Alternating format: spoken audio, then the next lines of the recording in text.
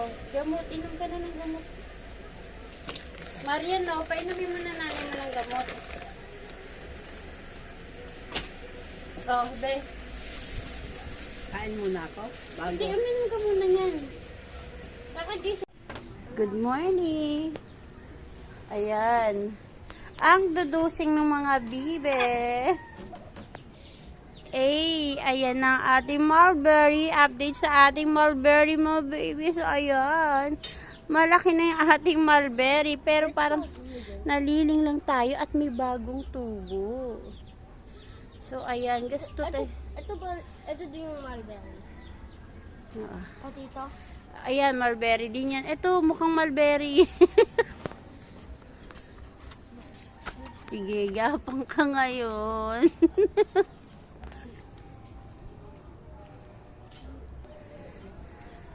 Yes.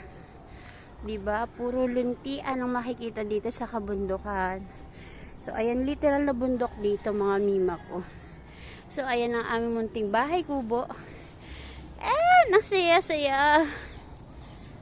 Ayan, thank you, Lord. Ayan, no, may bunga na siya. Yay! Eto ang bunga niya. So, gagawin ko, pipitasin ko na siya. Kasi baka unahan pa ako ng mga ng mga bugwit. So, ayan, super cute. Papatikim natin dito sa bata. So, Bren, try it. At lang. Ganyan ko na ba lahat?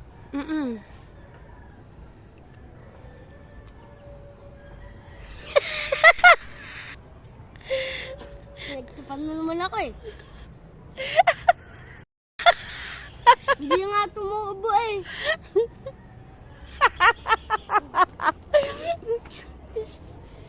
Ang matamis daw pala kulay black. Sorry naman, sobrang na-excite ako.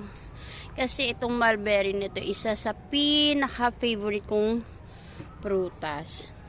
So, ayan, nakapagpatubo na tayo sa wakas. Ang tagal kong hinintay. Ang dami kong in-import nito, kaso konti lang yung tumubo dito sa bundok. So, ayan, no, kita nyo yan.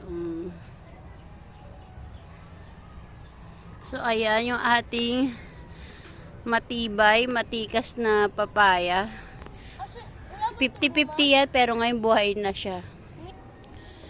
Alam nyo, dito sa bundok, napakasariwa ng hangin. Dun sa baba, walang kahangin-hangin.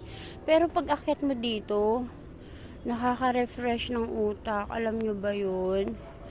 Sa mga nature lover dyan ang makaka-relate sa akin. So, baba daw tayo. Meron pa daw sa baba. So, ayan. Sobrang bakilid yung bundok namin. Bundok namin. Yes, sobrang bakilid yung aming kabundukan dito. Magkamali ka ng hakbang dito, gugulong ka pababa. Ayun si mother, oh.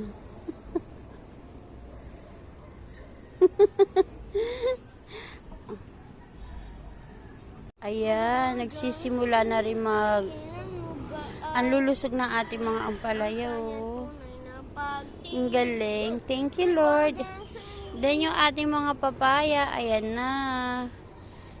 Namumukadkad na sila. Sana magtuloy-tuloy. At marami tayong spinach dito. Alam mo yung spinach? Saan ka ulit napunta rito? Ang lakas kasi lagi ng ulan. Ano, baba ka na? Ayoko. Ayaw mo talaga bumaba. Alam mo dito ba kahit mainit, matusto. Doon sa baba. Parang Oo. nasa pugon. Mama ko, kasi yung cellphone mo, sira na. Wala kang ginawa kundi i-charge eh. Hindi talaga nagkakasya, oh. Oo, mama, kasi mama, pinipilit mo. Hindi nakakapasok talaga yan. Ito talaga yung charger niya, kaso ibang charger na yung ginagawa mo eh. Sira na yung saksakan nito, oh. Alin, ay hindi kasya talaga. Tingnan mo. Ipapagawa natin to. Tingnan mo, oh. Ay. Ayun. Oh. Pala. Yes, mother. Teka, paano to? Tayo, ano mga dyan to? Dyan. Maigsi kasi. Wala naman. Baka mag-kuryente ako. Hindi, doon lang. Kukulit ka ba dyan? Sa gitna ba yan? Ah. Oh, kakulinti ka ba? Punta na.